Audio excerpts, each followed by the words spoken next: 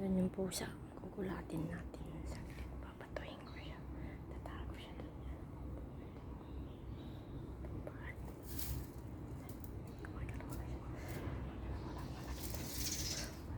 Naghanap. Nagkuhan kasi siya. Titingin siya ng ibon. Dali.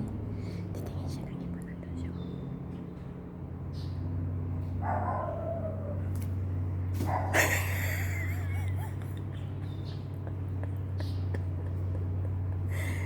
Nagagaling na lang dito sa loob. Kumain siya ng treat. Sumunod sa akin kanina.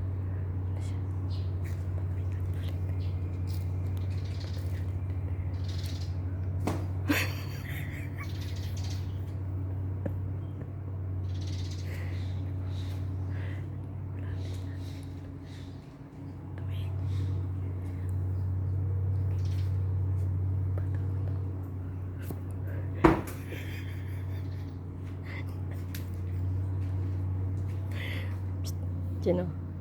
Sino?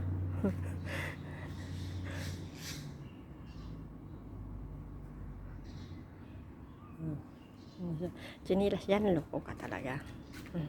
Ayan.